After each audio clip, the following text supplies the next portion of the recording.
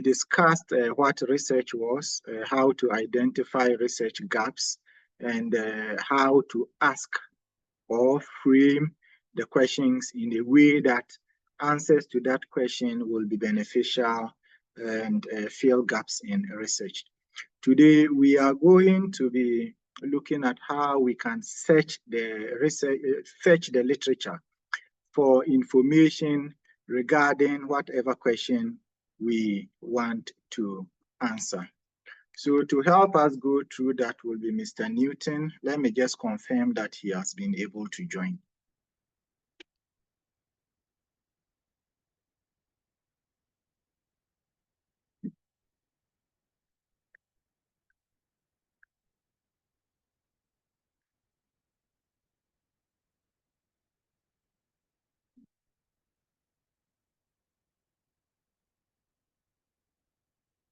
So give me a couple of minutes.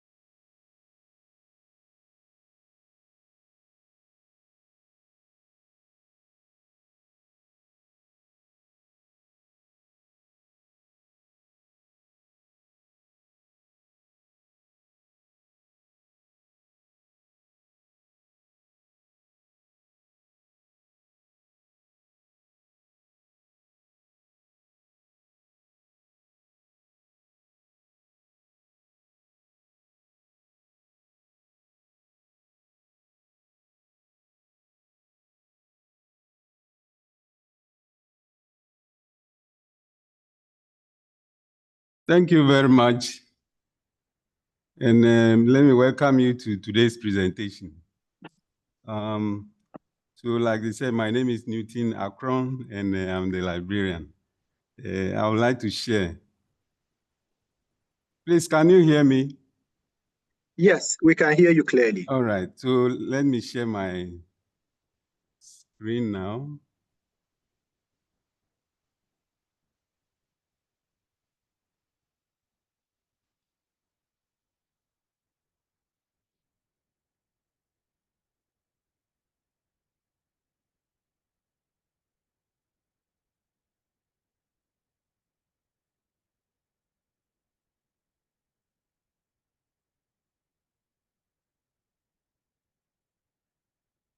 Just a minute.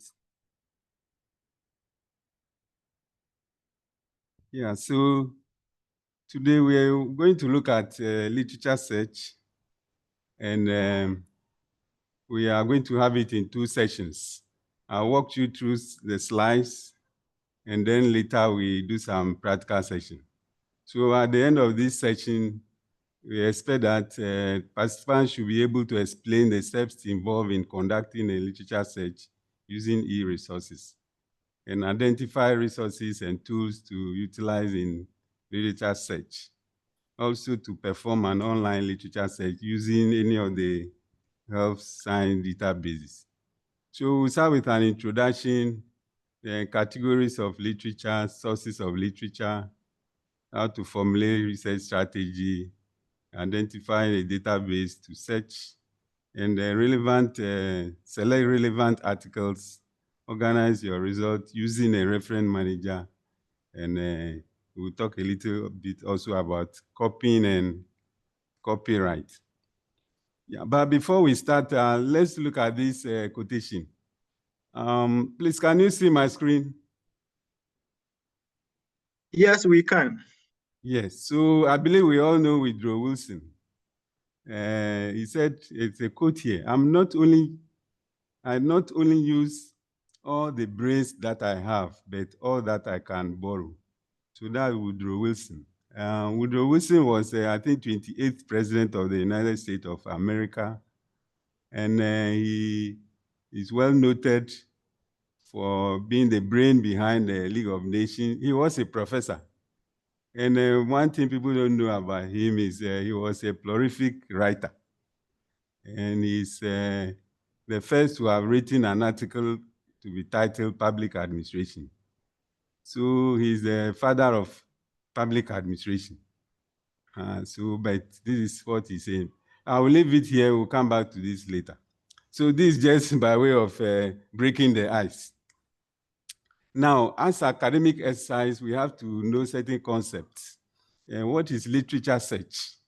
So a lot of the definitions have been given, but I picked that of Maachi and McEvoy. So they are saying that literature search is a comprehensive exploration of scoping of published literature with the purpose of finding scholarly articles on a specific topic. So that is literature search. So when you are writing for publication, an essay, long essay, whatever report, you want to do a comprehensive exploration. Then you are doing what? Literature search. So the purpose is what? To understand the scope of the problem, and also to identify the gaps, and provide the researcher with the best treatment approaches and the best available evidence on the topic. So if you don't do research properly or comprehensively, you will not know what others have written or the discourse that is taking place in your field. Now, the literature has been categorized broadly into three. Primary literature, which is the original data that contains personal views of researchers about the data collected. Peer-reviewed materials, scholarly journals, interview data are all classified as primary literature. Then for secondary literature, that has to do with commentaries, interpretations of the primary literature, reports, books, book reviews, and all of that. Then gray literature, by gray literature, we mean literature that is not commercially published. So you realize that gray literature can, with time, can tend to be a primary source. For example, a thesis. If it is published, it becomes a primary source. But until it's published, it remains what a gray literature. The same applies to conference materials. If it's a conference paper that has not been published, it's a gray literature, but if it has been published, then it becomes a primary literature. So what are the sources of literature? We have library catalogs, books, journals, manuscript, theses, and e-resources. Then for us in the UG, we have a lot of databases. And they are numbering about 70 to 80. So some of them, I just put a few here for the purpose of illustration. But I'm going to give you a comprehensive list of databases that are free, that you can use and do your publications. Because these ones, they are very expensive, and it's very difficult to acquire them. Even in UG, we struggle to pay annual subscription ranging from $4 million to $5 million. So these are open asset journals that you can also are like databases that you can use to search peer review articles in your field, pediatrics, what is happening, the new trends, and all of that. So we have Biomed Central, Alzheimer's research therapy, arthritis research, breast cancer, critical care. These are all database, and also Google Scholar, which is open database and multidisciplinary. Then we also have academic journals, which also a database multidisciplinary, and we also have African journals online and directory of open access books. And when we get to the practical session, we'll try our hands on a few. And so please, if you have some questions, you can drop them in the chat box. As we move along, we'll tackle them. So continuation, free and open access database. We have three medical database, Medline, PubMed, MSD, manuals, professional, as well as the consumer. Now, you have to be able to formulate a search strategy before you can retrieve documents from the databases. This is because, as we are all aware, documents are put there using algorithms. So if you don't use the right strategy to retrieve, it will be difficult to get good literature that you use to do your work. And with time, research has found out that we have to use some strategies. So that includes keywords, Boolean operators, and variation of set terms, subject headings, and which we'll all be touching on as we move on. So this is an example of a search strategy: family planning or birth control in Ghana. In fact, if you don't do a good search strategy, you search the database and you will not find anything. Sometimes you'll even be surprised to get zero. But if you combine it with the Boolean operators and all these strategies, you are able to get a good result. So first thing is you have to look for keywords. Anytime you want to do a search, you have to look for keywords. I have a hypothetical topic here. If time will allow, we'll look at it. For example, if your organization wants to publish a paper, maybe titled Childhood Obesity Among Basic School Children in Adenta Municipality, you have to look for keywords in that topic or title and go by that to search. So we also have Boolean operators. What are Boolean operators? In fact, George Boole was a British mathematician who invented this concept, and later on was being adopted by the computer engineers to, those who are writing software, and then they are using it to extract materials so that we can download the right materials. Otherwise, sometimes you go and you search for a keyword, and then thousands or millions of material comes out, which becomes difficult to even download and summarize and synthesize. So we'll go through all this if time will allow us today. So let's look at an example. Let's assume you want to write something on the effect of family planning on family size in Ghana. What are the keywords here? So we have effect. That's one. Family planning is another. Family size in Ghana. So as we said, you have to provide synonyms, related terms, to be able to get articles that you need to search and then write your paper. So the related term for effect is impact, and family planning could be birth control. In Ghana, we can relate it to West Africa, developing countries. You know, the hypothetical case I mentioned Adenta municipality. It could happen that nobody has yet published anything on that, specifically. So you have to put in place that Ghana or West Africa or developing country, and you are able to get a similar article that will relate your topic for you to be able to write your paper. So keyword search combined with the Boolean operators basically will form the search strategy. And the same goes with evidence synthesis. If you are doing evidence synthesis and you are using a formula like PCC, so if we give a question like family planning among adolescent women in Ghana, maybe you are looking at family planning among adolescent women in Ghana.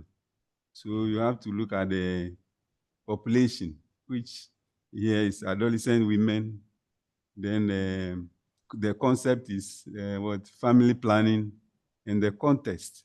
Context here is Ghana or West Africa. So in that case, you are going to search concept by concept, and then you combine them to get a fine search that would be your final document that will do the evidence synthesis for you. So the slash will be replaced by the Boolean. The slash, so adolescent women slash. Yeah, please, can you see my screen? Hello? Yes, we are seeing it. Okay, if I'm too fast, you can slow me down. Okay, we will do that. Yeah, so that is how the search strategy goes with that one. But today we are not deep into scoping, but this introduction to literature search, so I'm trying to touch on everything. So we mentioned Boolean and then Boolean. So what are Boolean operators? So basically they are word symbols and symbols that are used to form search queries. They are used in conjunction, with combined with other search keywords to form the search string. And when you use them, you are able to arrive at precise or focused result, like I said, so that you don't go and hit thousands of articles and make your workload so heavy. So it saves time. It eliminates what inappropriate hits that must be canned before discard. So when we start the practical, you see, when we put in some words, you see that the result will run into 1,000. Similarly, you use the Boolean and it reduces it. So for accuracy and effective searches, you have to adopt the Boolean. Now, the Boolean, there are three. The first one is AND, A-N-D, the AND operator, and that narrows searches. It makes sure that all your terms show up in an article before it is selected. This means that the more the words are linked with AND, the fewer the document retrieves. So if you say malaria, if you search for malaria as a keyword, you see thousands and thousands of results. Immediately you add AND, capital A-N-D, and pregnancy, for example, you see that it will narrow the search because you are telling the system that it should give you articles that contain both malaria and pregnancy, and both, not separate. Then also it can be family planning and birth control and Ghana. So the more you use the AND and AND, the more you narrow it and narrow it down. So the AND operator narrows the searches. So this is a diagram to illustrate the AND operator. So you can see the first ring, the diagram is malaria, and the second one, pregnancy. But when we added the two, the blue shaded area becomes the result. So you see that it has narrowed the concept. You can add and add more. For instance, we still want to add in Ghana, because otherwise, when you leave it open, it will become global. But here is the case, we want something in Ghana. So we have to add Ghana, for it so that we can get articles or publications specifically on Ghana. And that's how come it will reduce to the red shaded, portion as indicated in the Venn diagram. Then the second Boolean operator is OR, and this one expands the search.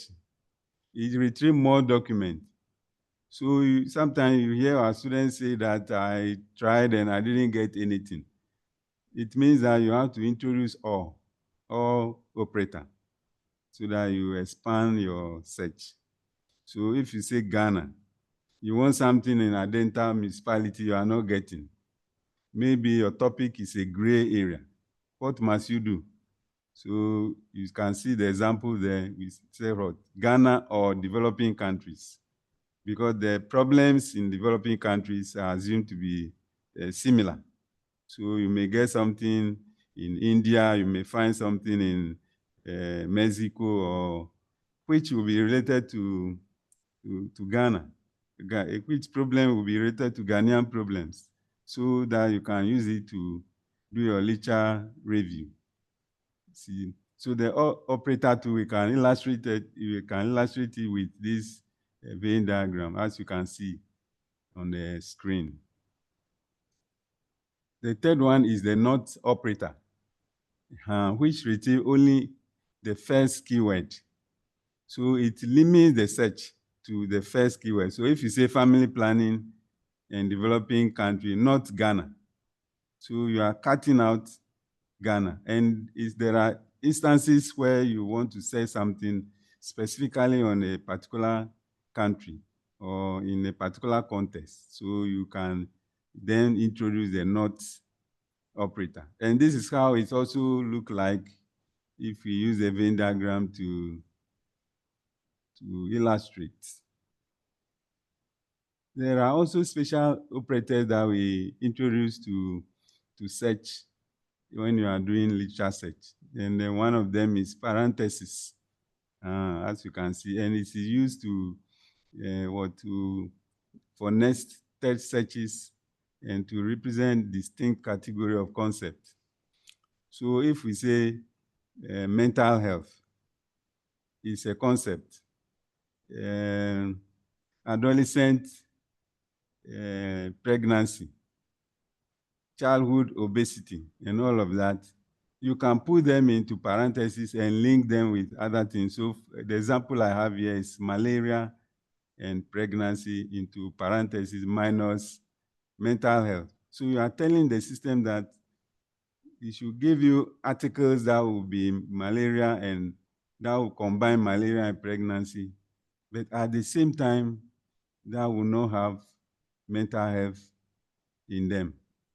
So the minus sign indicates the not. You can sometimes introduce the minus sign to represent the not. And there's another example, pregnancy and or hypertension. You see, this one, you are telling the system, you are querying the system to give you either this or that. But at the same time, linking it to what? Malaria. So in your research result, you see it will bring out exactly how you queried it. So the search will allow you to find articles on pregnancy together with hypertension, which will include malaria. Then we have truncations. Truncations are stemming, also used to what? Include various words, endings, and spelling. So you have health, and there can be healthcare, healthy, healthiness, but you can just introduce a symbol, either a star or exclamation sign or question sign, depending on the database. Then it will retrieve everything that goes with that, the stem. Then we have what we call the wildcards. They are also special operators. For example, these American and British spellings. So for reason, if you have something to do with women, you can just introduce a symbol and it will retrieve everything that goes with the women. For example, and if you say WOM exclamation sign N, it will retrieve woman and women as well. The same go with color and color. Then harbor, HARBO question mark R. It will retrieve both Harbour, the American spelling, as well as the British spelling. Then we also have proximity operators. You see, these things are there to reduce your workload and also to save time. So if you put, for example, a proximeter like a diet, a near stroke 5 recipe, you are telling the system that it should retrieve articles that will have the diet, the titles or abstract title will have diet and recipe within 5 spaces, 5 spaces, and it will do just that. But these are limited to only some databases, so there are exceptions. Yeah, so we have to consult the variety of sets. It's also part of the search strategy. And we are saying that broad-based scope of searches normally go with PubMed, Scopus, ScienceDirect, Embase, Google Scholar. In fact, Scopus, ScienceDirect, and Embase are very expensive, but Google Scholar is free, and PubMed too is free. So as we move along, I'll tell you the ones that you can have access free so that you still have your articles to do your search and publication. Yes, as you download, you see a lot of things, but you have to refine them. If you don't do that, it will make your work difficult. How do we refine with filters? By using age, language, publication year, and speeches, and all of that. So if you search, you can tell the system that, okay, I don't want book chapters. I want only journal articles. I want articles between 2020 and 2025. That is what we mean by filtering.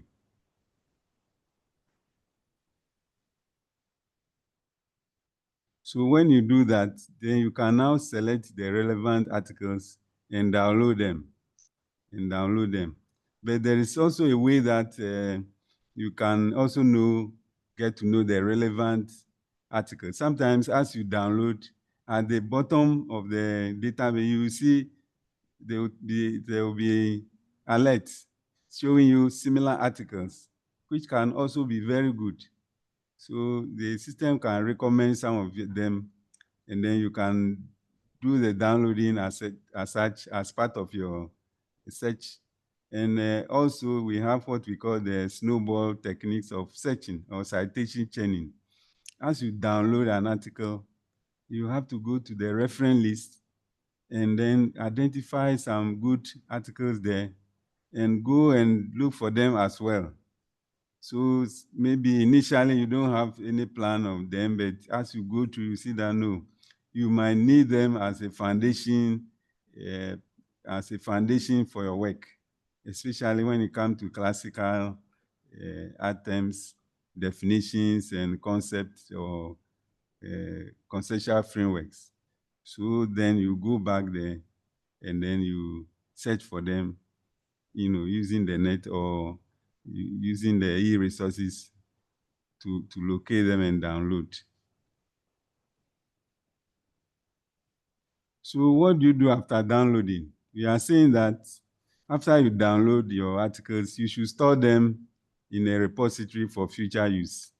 And thankfully, we have reference managers. If time will allow us, we can go through the Mendeley. Otherwise, we can leave it for another time. So you store it there.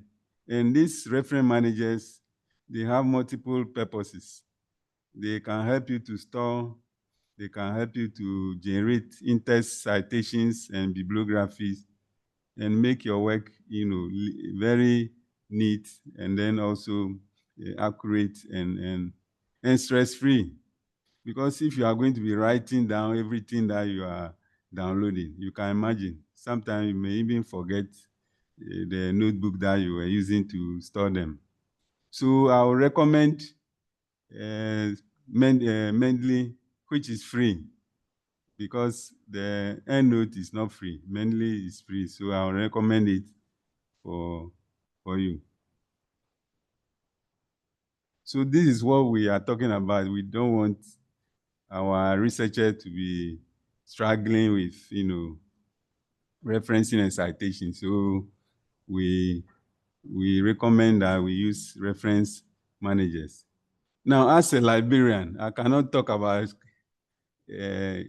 literature search without mentioning copyright and all of that. And IFLA maintain that we should be mindful of copying. In fact, if we go back to the quotation, there can't be any literature search without copying. So as we copy, we have to be mindful of the law. There's something we call the principle of fair use. You can copy at least 25 to 50 exposures, at least one chapter at a time, which is permissible. But going beyond that, for us in UG, the paid articles, if you go you can be blacklisted.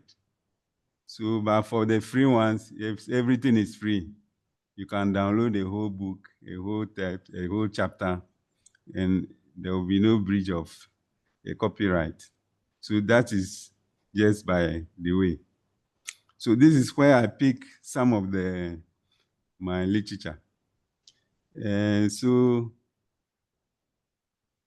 Moderator, please, do we do question time now, or we go and do the hands-on? Okay, so we can briefly take some questions and then we do the hands-on. All right, okay. So yeah, if anybody has a question, you can ask or put it in the chat box, and then get ready with your laptops so that we can do the practical search.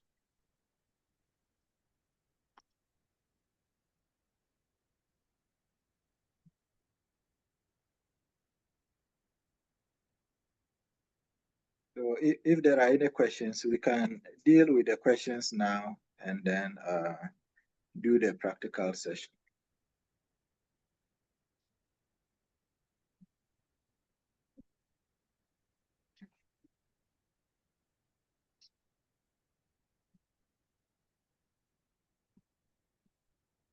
Okay, so Mr. Yao, Newton. Yes. Yeah. Okay, I've seen somebody put something in the chat. Okay. So somebody is asking, how do you cite gray literature if not publicly available? Yes. So if you have gray literature that is not publicly available, how do you cite it? Yes. So depending on the work that you are doing, sometimes it is not advisable to put it into the public domain. Otherwise, if it is from the website, you code the website. You code the website. Okay. That's code the so website. I think we will talk about having a session on the citation so that you take us through the Mendeley and other free available instruments that we can use for our citations. All right. Now, somebody is asking, okay, they are commending the presentation, great presentation. Please, what is the role of AI in literature search? That's Mami Freeman. Yes. The rule as for UG, we are being told that we should let the student know that there should be responsible use of AI. Responsible use of AI in the sense that AI will give you the structure. But if you are not supposed to copy everything that the AI has put there for you to reproduce. Mind you, there are software that will detect. Even plagiarism, there's a software called Turnitin that detects. So, fine, AI, you are not bad from using it. But please, if you are writing for publication, some of the publishers, they have some software, in their website. Once they see the document, you can be penalized. But some too allow AI. Some allow AI usage. So you have to declare that you have put this in. This is from AI, and then those who are assessors or the reviewers will get to know that you are using AI. But not to do it secretly and then for them to find out, no. And we are also told that we should not allow our research or scholars to put everything, just copy and paste from AI. I don't know whether I've answered the question. Okay, Mami Freeman, are you satisfied with the answer? Satisfied with the answer? You should use AI as a guide. Yes, responsibly. That is the term they are using. Responsibly. You should use AI responsibly. Yes. Not copy everything from it. No. Be mindful of the policies of whichever journal you are sending to, whether they allow AI or not. And then you need to declare. If you have, yes. Okay, so the next question says, someone's thesis you have read but not published. So this is a follow-up. That one is no. You don't have to even reference it. Okay, they will think you are even copying from it. Okay. So if it has not been published, you can't or you shouldn't reference it. No. Okay. So in that case, what I advise is that you go and look at their reference list, the bibliography. From which sources has this author picked his or her articles or literature? Then you can also go and read and extract and synthesize. Because the reference is part of the thesis and they allotted a very heavy weight for it. So that alone will help you to know where to source or search for the material. All right, thank you. So somebody wants to know what the ideal age duration is when you want to cite articles. Should you cite articles that are within 3 years, 5 years? What is the ideal? Oh, the standard is 5 years. The standard is 5 years, but it is not a straight jacket. It depends on what you are talking about. If it's a current discourse and you are citing in 20 years back and all of that, your paper can be rejected. But if you are defining a concept, you can go back to even 1960 and define it, because that's what they call foundational literature. Yes. You see, that one, nobody will penalize you. But if you are talking about, let's say, something that is happening in the present, and then everybody knows that over the past 10 years, things have changed. You can't therefore go back and be citing 1920 or even, let's say, 2010 or 2008. But it will depend on what the topic is. So ideally, it's 5 years. For us, we are told it's 5 years. And then that is a standard. I have something to add to that, the one that asked the question. So it will depend on the topic and what you are writing on. Now, as he said, the advice is that current literature within 5 years. Yes. However, if you are dealing with a particular topic, there are certain publications that are considered groundbreaking or seminal, seminal publications that are very relevant to that topic. Very good. So I will give you an example. For instance, I've done a lot of work on weight estimation. You cannot talk about weight estimation without talking about the publication on the Broslo tape, which was published 30 years ago, because that is the foundation, and it's one of the first projects on weight estimation. So it depends on the subject and what the foundational research is. So that's an addition to that. Thank you very much. Thank you very much. Okay, so those are, mm. yeah, go on. So is that all the questions for now? Yes, those are all the questions on the chat. So we can go on to the practice.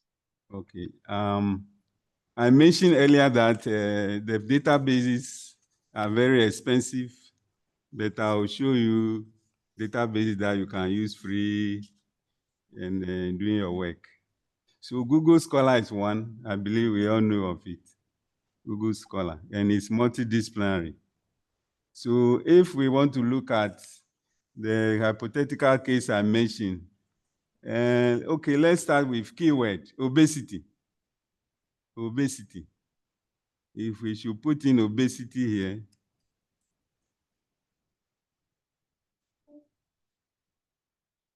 $4.3 million. 4.3 million. So you see, that is why we are doing this exercise, so that we will know the strategies.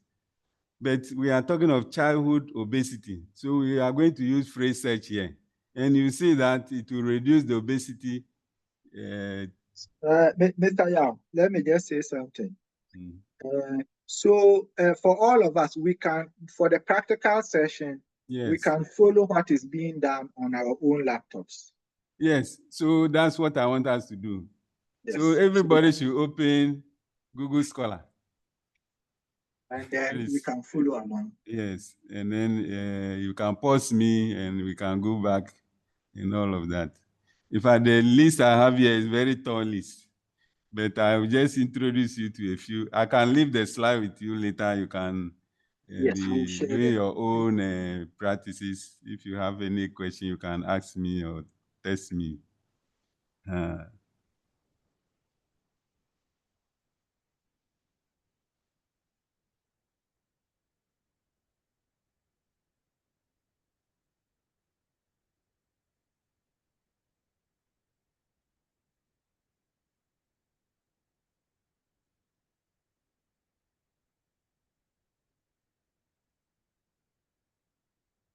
I want to put the question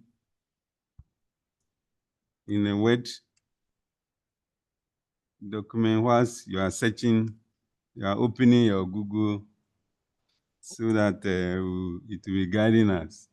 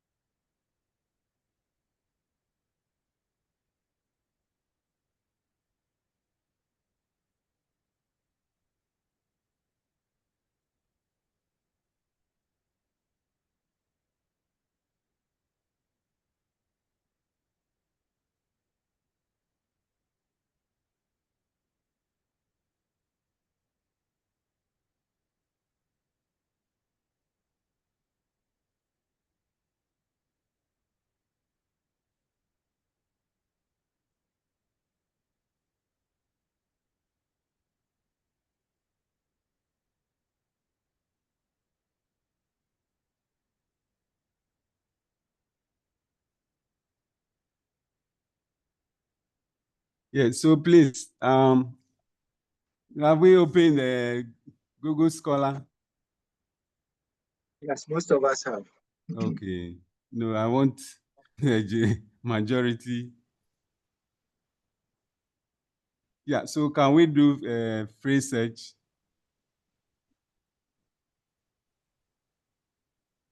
First, we started with keyword search, and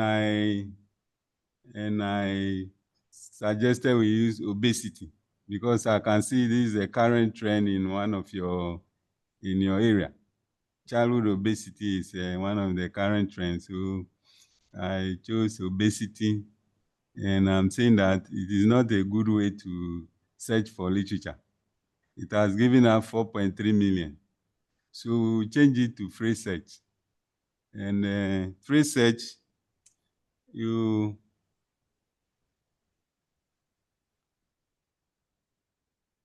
open quotation mark.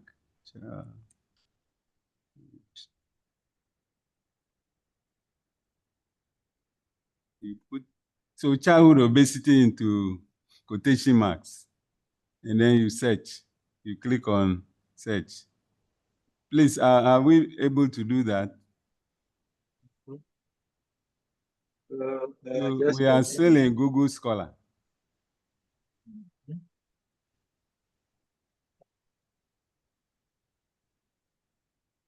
The double quotation marks. Yes, double quotation.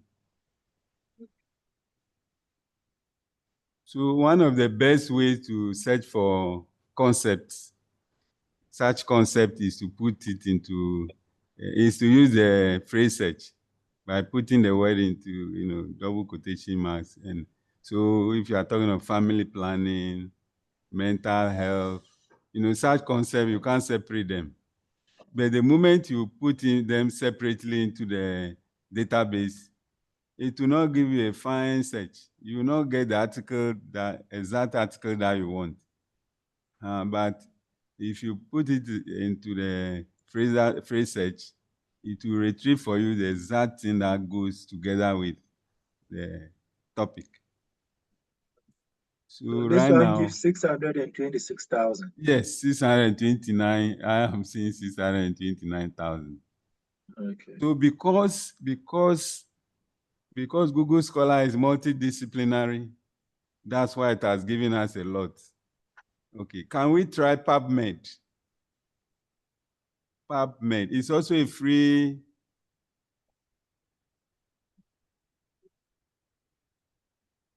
Please, can you see my screen now? Yes. This is the topic we are dealing with. Your example, your association want to publish something on childhood obesity among basic school children in a Adenta municipality. So how do we get literature to write this fine publication? So that's what we are battling with. Okay, so you can take obesity, and we are saying that when you do that, you get a lot of heat and it will waste your time. So why don't we try childhood obesity as a concept and put it into double quotation? So that's what we are saying, we are just done. And I'm saying that Google Scholar is good, but it's something I refer to as omnibus. It gives you a lot of, but when we talk of PubMed, it's a public health or health-based database. So I want us to try PubMed. Please, can we do that? Okay. I'm just trying to break the things down for you so that you can go back later and practice. So PubMed, you can just type it here. You go to a browser and type PubMed. It will show up, and then yes. So this is how it will look. It's an American database, if you like. Yes, National Library of Medicine database.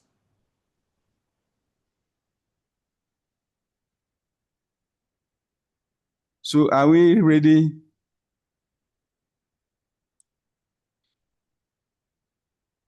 Yes. All right. So we are going to try the same obesity first. And as I type, you can see certain things started popping up. It means that these things have been indexed and there's a lot over there. You see that this database is medical database. So it will not give us what you see the Google Scholar gave us 3-point-something million. This one is giving us what? 520,000 plus. Okay. Now, if we go and use the phrase search, childhood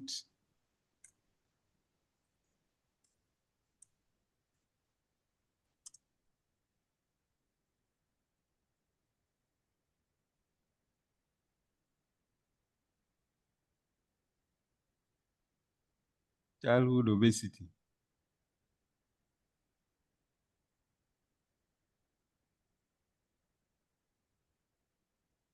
Oh, no, I made a mistake in the childhood obesity.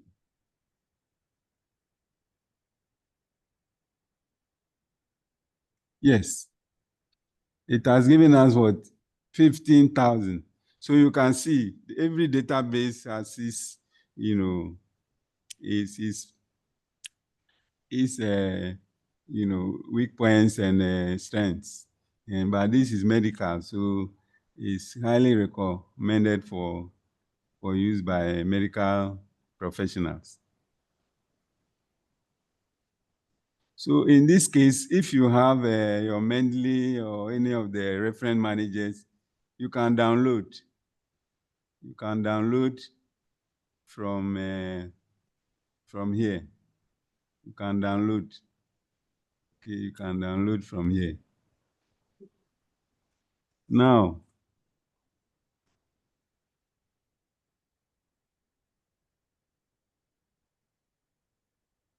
we talk of related terms. So childhood obesity,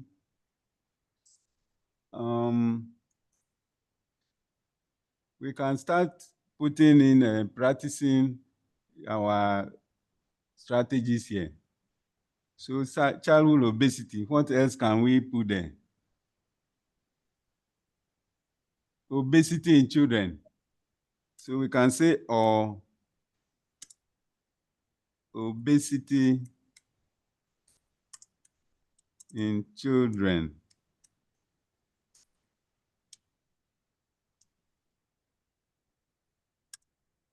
So we are expanding the search because now we are looking at related terms. Similarly, we can say overweight in children. Or so we can still intro the or operator.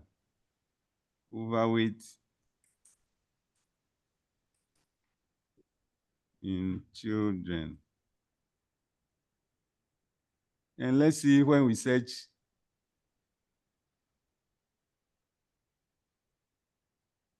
You see, so this is the way to go is literature search.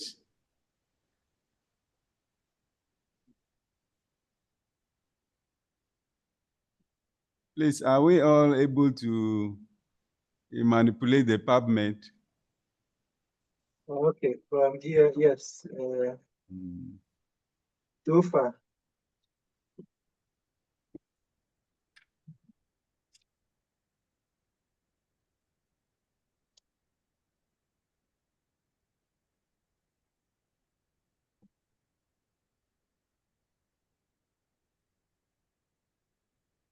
Okay.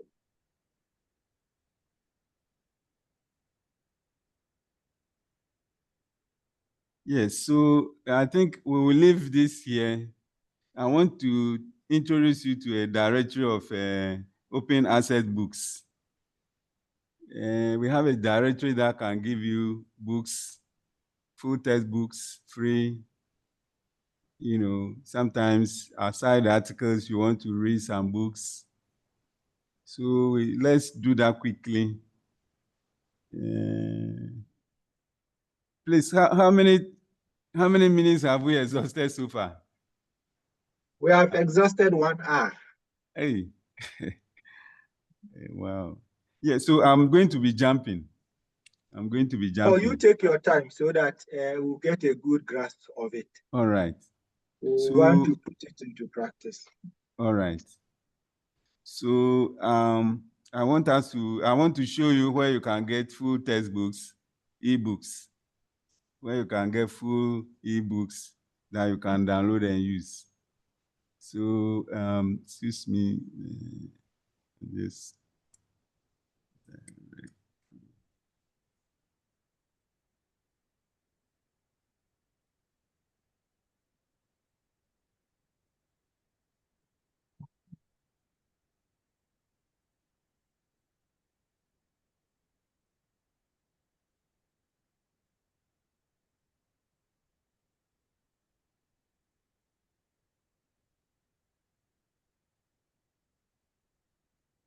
But it's in the slide, so after today, you can still go there. So we still go by our obesity for the purpose of illustration.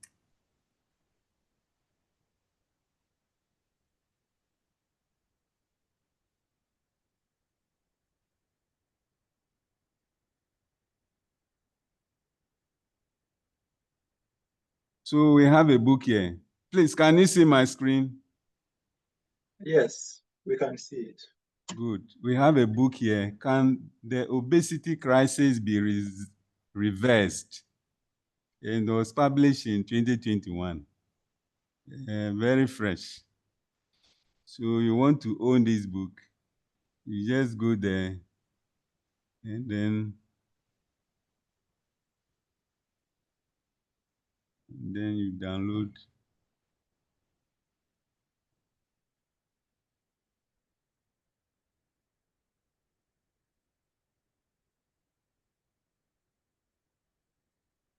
When you click, you see the URL address, and then you click on it, and it will give you access.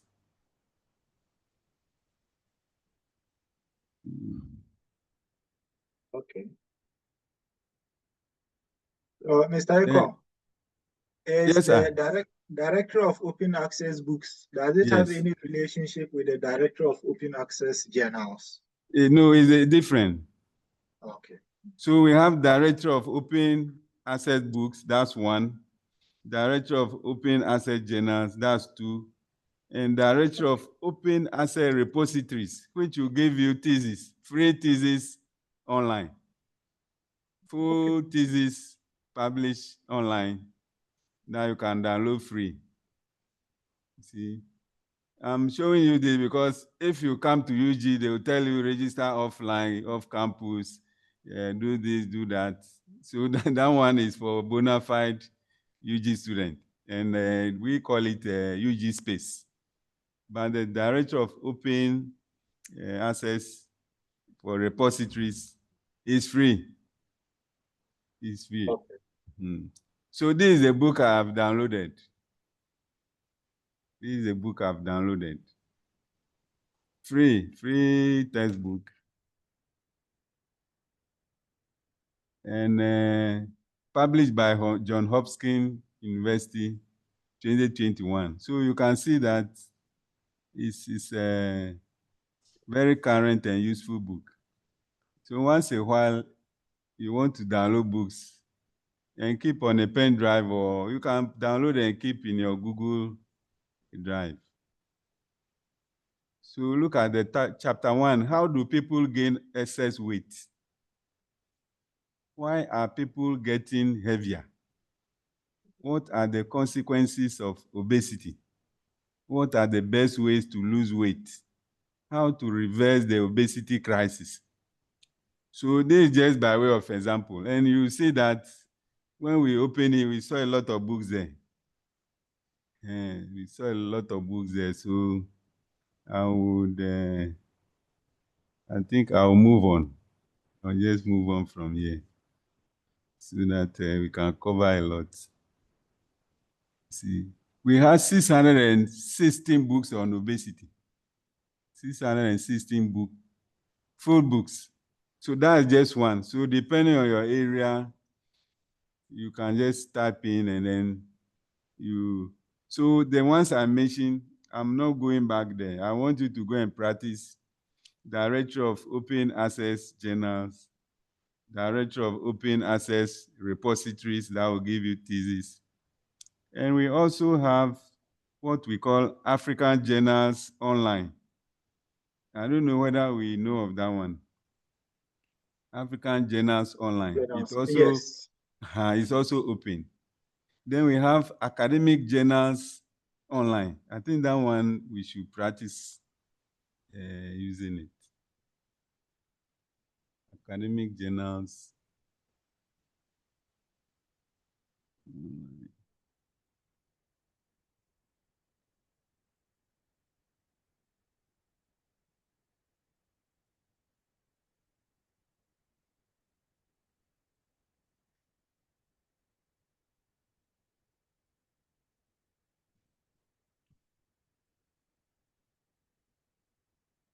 academic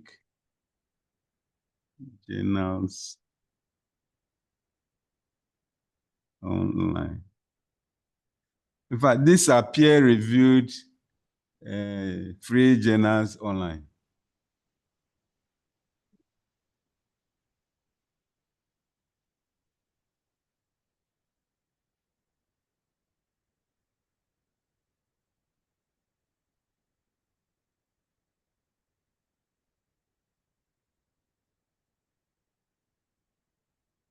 So this is how it looks like. So depending on what you are searching, let's see whether we can find something on pediatrics. Pediatrics.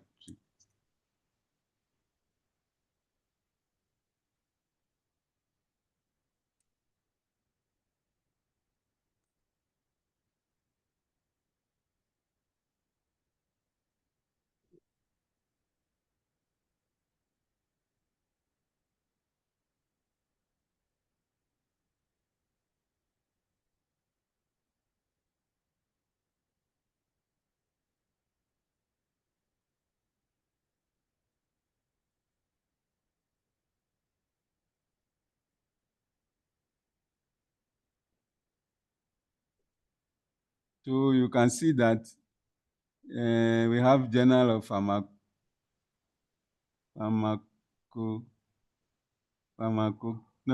and Physiotherapy. I'm not seeing your area, but it can be hidden somewhere else. We have pathology and forensic medicine.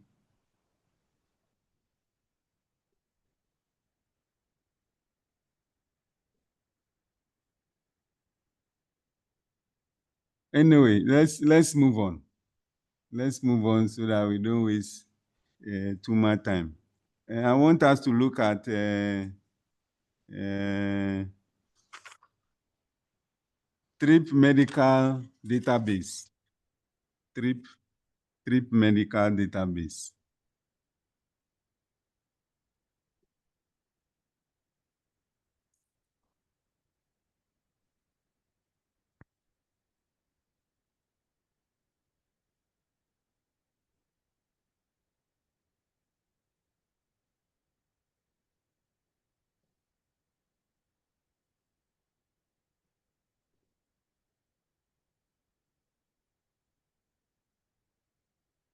So we can search obesity.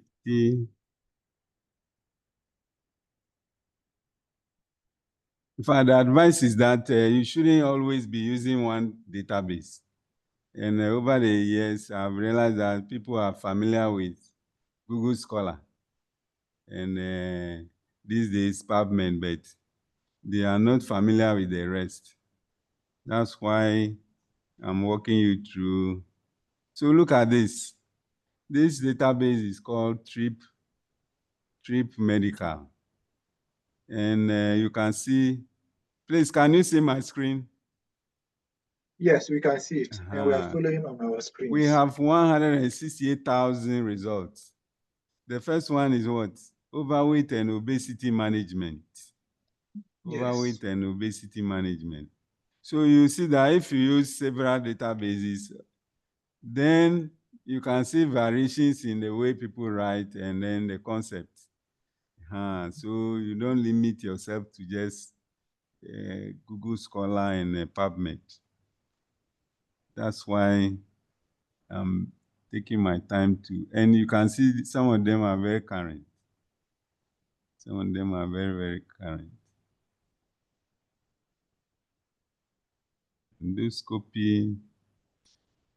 Endoscopic sleeve gastroplasty for obesity.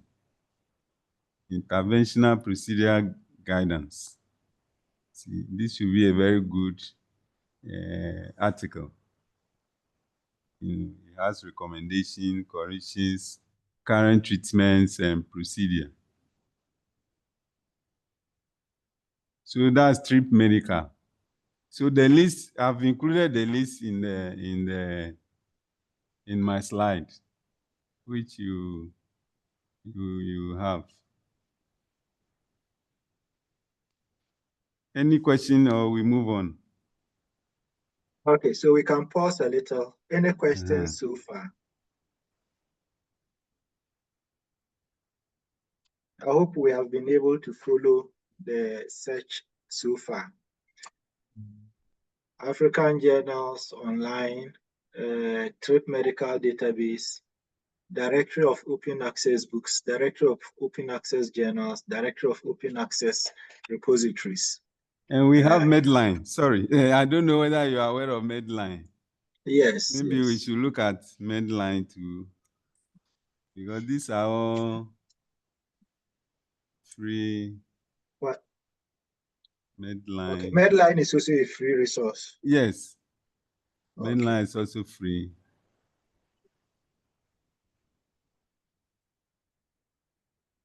So this is Medline. This Medline.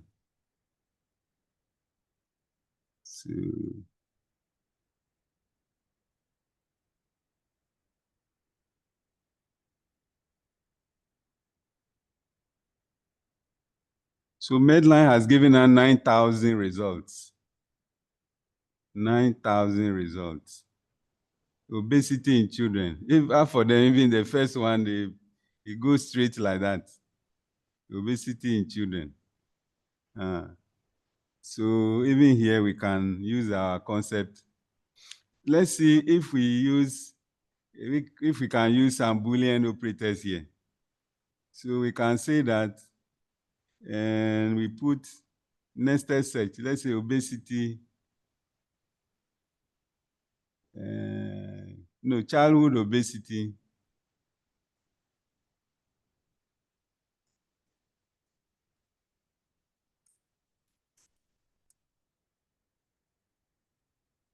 And so we are using the AND operator.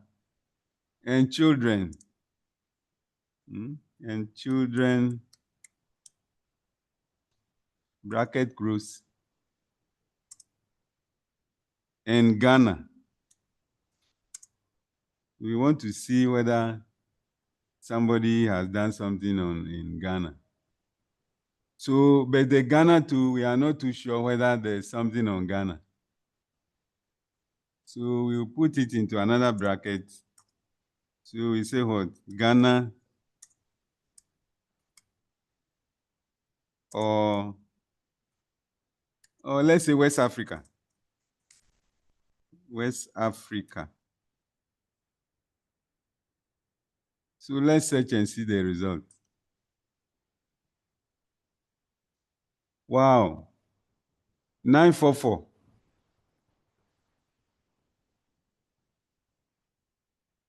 So if you can write it down, this is what we call search strategy, typical search strategy. Childhood obesity and children, and all into brackets, and Ghana or West Africa also into bracket, then we search. You see, so this is how you filter your work and reduce it. Mind you, we have not talked about the dates yet. It's also part of filtering. You can limit it to a year, range, which is also part of the filtering thing we were talking about.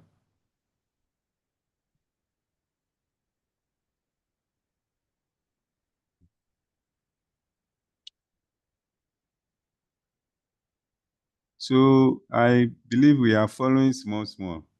Yes. So over here, if we have our Mendeley or any reference manager, you can, as you download, you can be forwarding them into your reference manager. And some of the reference managers are compatible with some databases. And then also these days we have the Mendeley web browser. I don't know whether you are aware of that.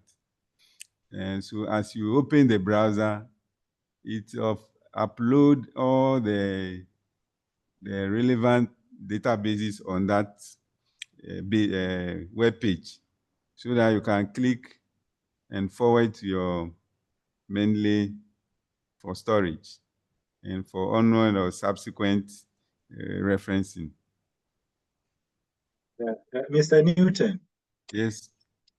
Yeah, Yes, so sir. the referencing and the reference managers is one of the important areas, especially those who have thesis and dissertations to do. Yes. Is it possible that we can have a session another time, if you have the time, for us to go specifically, have a presentation specifically and practice on the reference manager? Sure, we can do that. Okay. Then I'll walk you through how to save, how to upload documents, how to do in-text and reference management, citations, and also annotations, how to do annotations and all of that. Yes, okay. It So takes 1.5 hours. Yes, so the whole of that presentation will be referencing. So Yes. for all of us who have joined the call, before that presentation, I will advise that we will download and install Mendeley on our laptops. Yes. So that we can practice. So between now and when we will have that presentation, Okay. make sure you have installed Mendeley on your laptops so that we'll practice the referencing. I've seen that that's one of the things I struggled with when I was doing my fellowship. Yeah. But fortunately, there were a lot of YouTube videos that help. I'm sure that with your direction, it will be easier for those who are doing their fellowships now. Right. Okay, so we can carry on. Yes. I want us to go to another database and see how it. So we have what we call the MSD manual. MSD manual. MSD manual.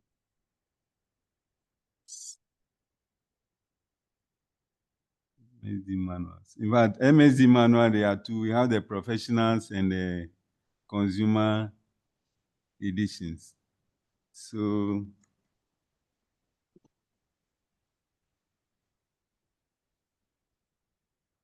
yeah, so these are also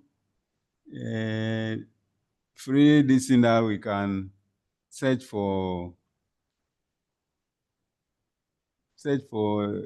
literature.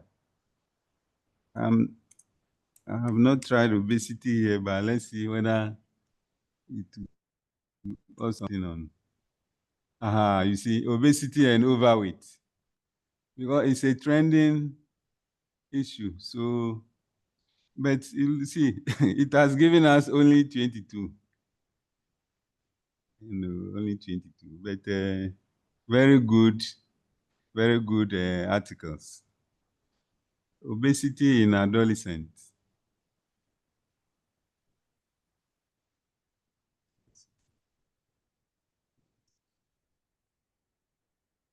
Etiology of obesity in adolescents.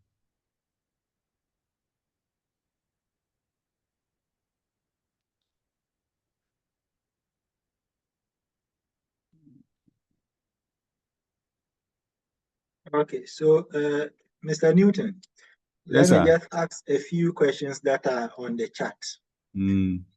So somebody is asking, what about Zotero for references? What do you say about Zotero? Oh, they basically perform the same thing. So if you are familiar with Zotero, fine. Carry on with that. Yes, I personally use Zotero. Once it's working for you, don't force yourself to change to know. Sometimes what happens is some even can conflict, there can be clashes. So when you install both, like EndNote and Mendeley, you have to suppress one before you'll be able to use the other one. Meanwhile, they all almost do basically the same thing. Okay, thank you. And then even though we are not doing referencing now, there's a question on that, if you are not able to get the full article, even using the free resources, yes. and the article or the abstract and introduction provided, you get a sense of what the article is about. Can you still reference it, even though you don't have access to the full article? Does it have any legal consequences? Yes, once you have used some piece of it, you have to reference. And there is a manual way to reference. Mind you, before the reference manager, we were doing a manual way of referencing. And in the reference manager, there is a portion where you can manually reference. So let's say, like we are talking about gray literature. You have read something from Ministry of Health bulletin, and you want to reference it. You know the title. You know the author to be Minister of Health. You know the date for publication. You know the number of pages. So there's a portion there. There's a column. You just put all these figures there. And once you upload it into the reference manager, whether Mendeley or Zotero, it will appear as your in-text citation or your bibliography. And it's okay. It's right to do that. So don't worry, once you have read some portion and extract something, just look at the author, title, date, and fix it in there, and it's okay. Otherwise, you know, the plagiarism checker is like AI. When you put the thing into Turnitin, it will scan the whole internet, and it will tell you where you pick the thing without a reference, and then it will give you red. So we want to avoid that. But if you do this, it become gray or sometimes even green, then you are safe from being accused of plagiarizing the work. So I don't know whether I've answered the question. Yes, I think you have answered. She was just concerned whether if you haven't read the entire article or you haven't bought it, whether you can reference it. So I think what you are saying is that once you have taken information from it, whether it is from the abstract or introduction, you or have discussion. to reference that Yes, information. Okay, yes. Can we go to slide? Any more questions? Okay, there are no questions on the chat. Let me go to slide 18. Slide 18.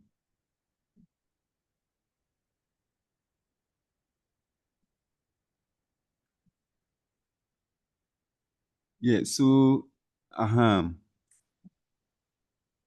I'll be giving you some one of the handouts that I'll be giving students, and then it will also help us to practice. So, like we said, in evidence synthesis, they will give you a formula to follow. So I have tried to modify this, what I've been using to teach students. So I put a question here. I want us to look at it. Family planning among adolescent women in Ghana. I assume that we have exhausted childhood obesity. So we want to shift to this one. Is that the case, or we should go back, sir? All right, so once we are here, let's deal with this one. So I want us all to try this in PubMed. So you can see my screen. If you're using ChatGPT. Adolescent women or young ladies or teenage women as one concept. Then family planning or birth control as another concept. Then we have Ghana, West Africa, or developing countries as another concept. Are we okay with that? I want us to write it down. Then when we go to PubMed, we practice it. Then we can end there, because looking at the time, I don't think, like we said, we'll find another time to complete with the reference manager and referencing. So I want us to come back here and do it, and then we finally grasp what we have learned today, because this will give us a combination of the Boolean and all of that, what we have learned. Otherwise, some people too can go by the other question. It will basically give us the same results in a different format.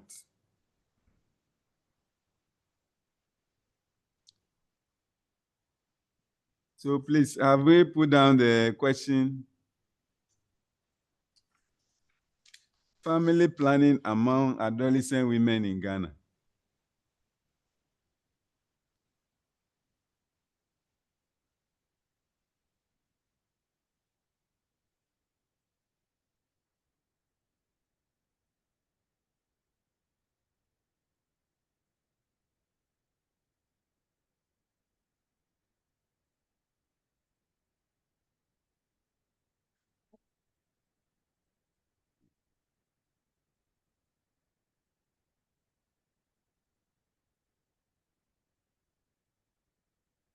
All right, so please, I'm at PubMed, and please, can you see my screen?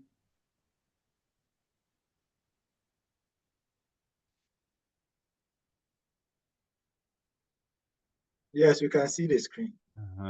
So please, kindly go to PubMed, and then you click on Advanced Search.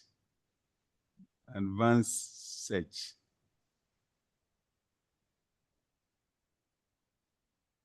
This page will give us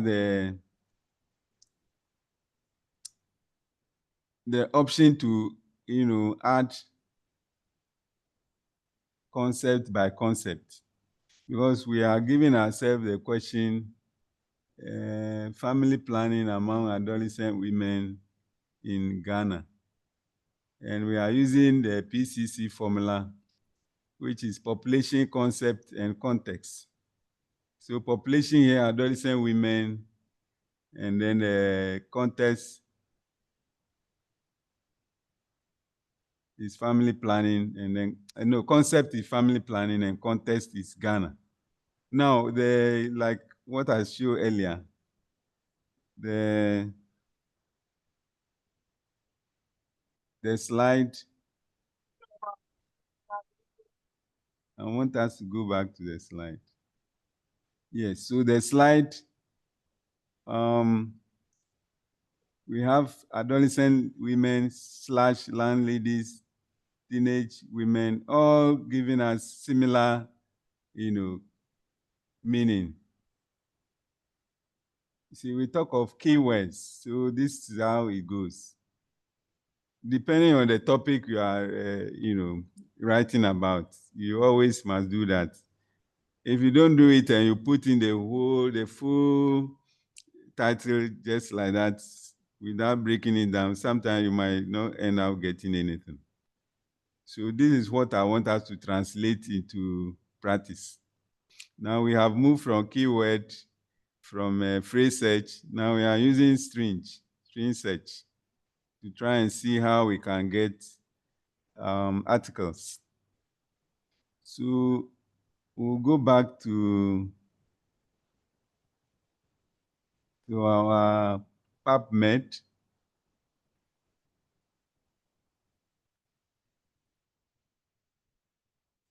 Hello.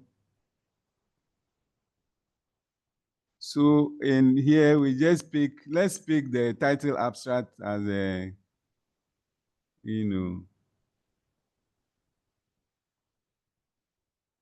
yes, and put in the query. We are talking about adolescent women. So adolescent women,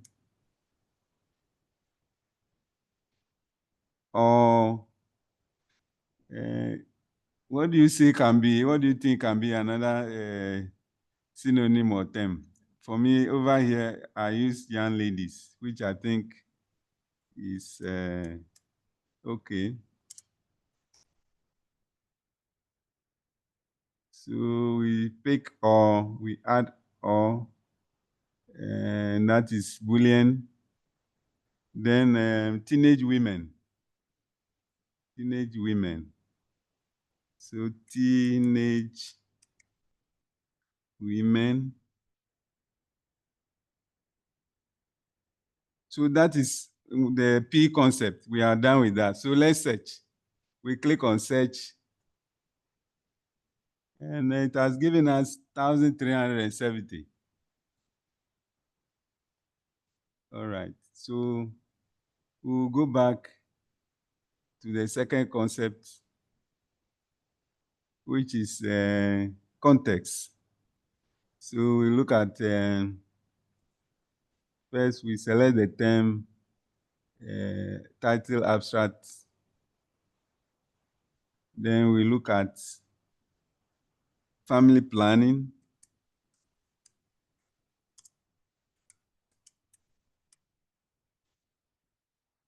And then we say the related term is birth control. So, or birth control.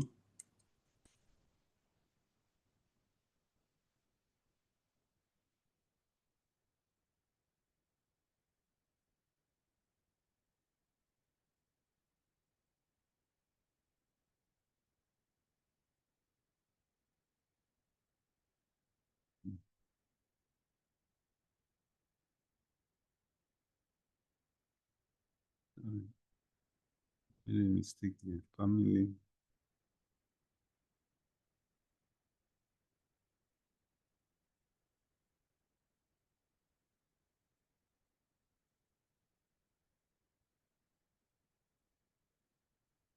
Please, are we trying our hands? Hello? Hello.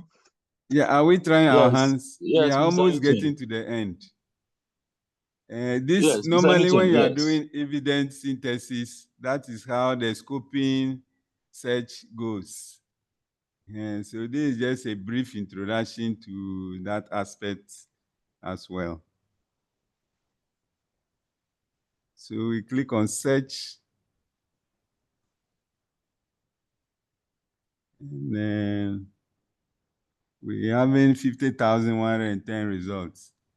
But you notice that at this level, I'm basing my search in PubMed, because PubMed is health-based database.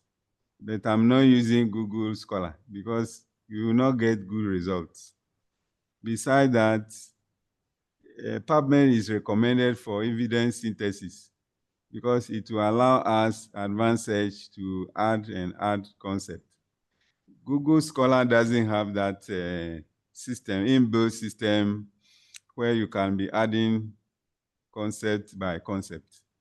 That's why we recommend that. For us here, we have a Science Direct and other databases, but for you, because you have to get it free, so I'll recommend Medline or PubMed. And for me, I think PubMed is the best, or is excellent for such, searches. So let's look at the third one, which is a context. And over here, we can put title, abstract.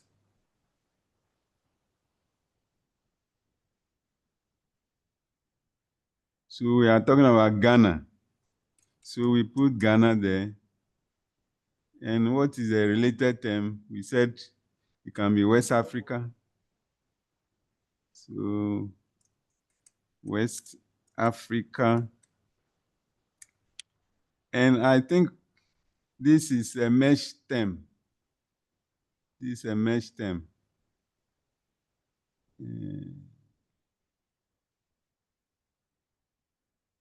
It's a mesh term.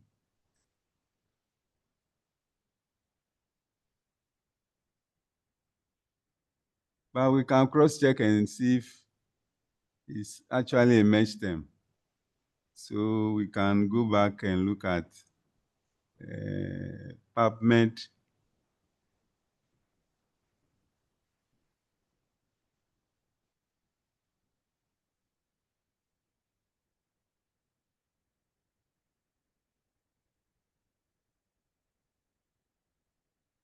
West Africa.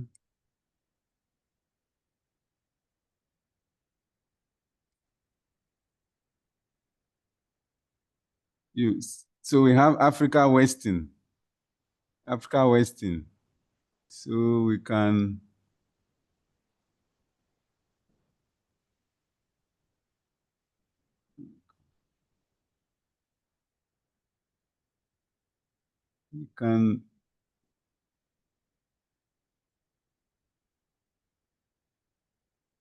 so let's put it aside. Africa Western. Africa.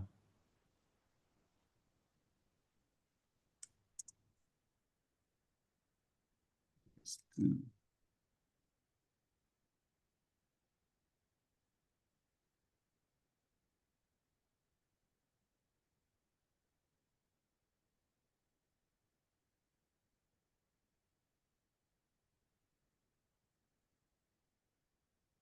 Or developing countries.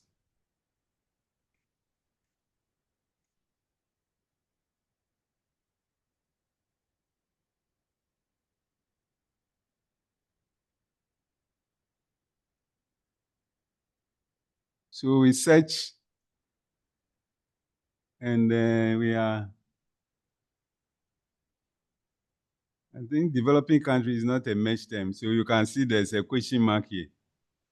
All right. So if we were to be doing the real evidence synthesis, you go back and correct it and go forward, because research, we are told, is iterative. So we can go forward and back, but because of time, we can just leave it here and then go back to finish our work. Yeah, so there's history here. The query history is here. So we are going to combine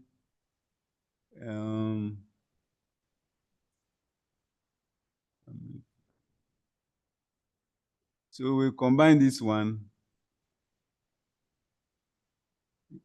add, we go here, add.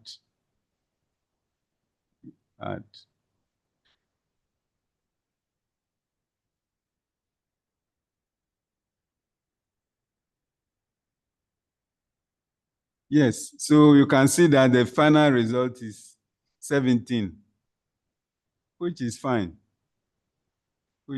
So that is how you do this type of searches also. Hello? Yeah, hi. Are we following? So Yeah, we yes. are come to the end of our workshop, if I may speak, but yes, so this is the end of my presentation. More questions are allowed to ask by this time. You can see that all that we've done, the 3 concepts, we have 17 results, which is fine. If we don't go by this strategy, you will be downloading 500,000 articles and it will be difficult to even synthesize and do your writing. So this is one of the advantages of going through these strategies. Okay. So you can practice later. I think I'll put something in the chat box so that it will be a guide in addition to the slide that I will send later.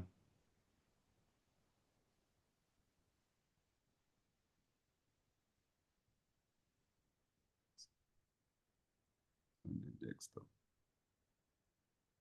Okay, Mr. Newton, thank you so much for the presentation.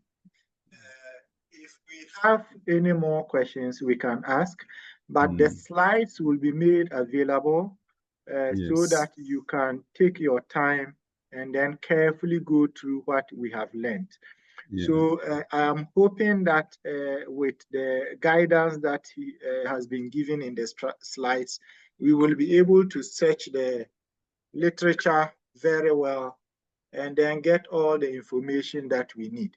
So if there are any last minute questions that we want to ask, let's do so before we bring the meeting to a close.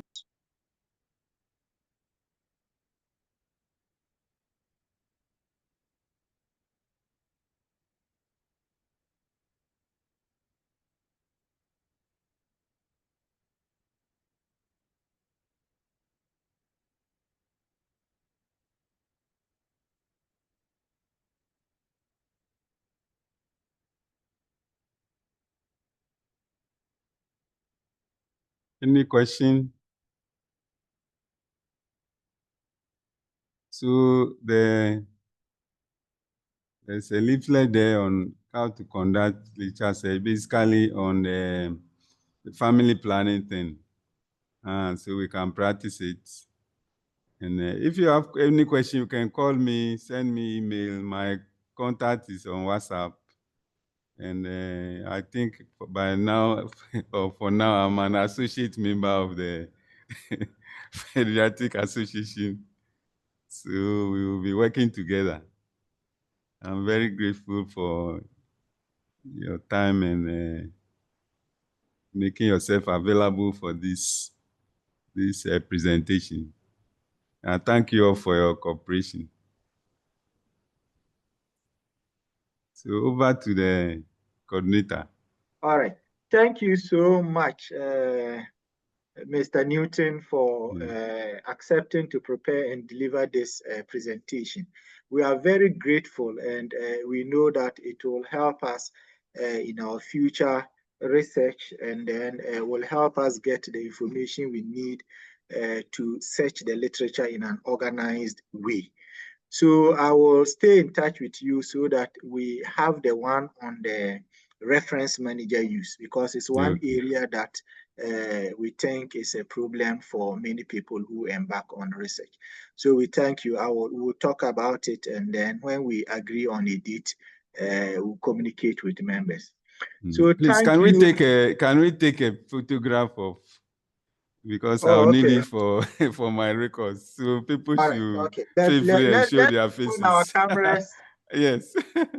Okay, then let's all put. Mr. Newton, will you be able to take it? So we are putting on our cameras so that you take it. Yeah, let's put on our cameras and then take the picture. Yeah. So those of us remaining, let's. Please, so let me see your. Yes, I hope you are seeing my face. Yes. Majority are showing now. Yes. I need it so much for my records. All right. So let's smile.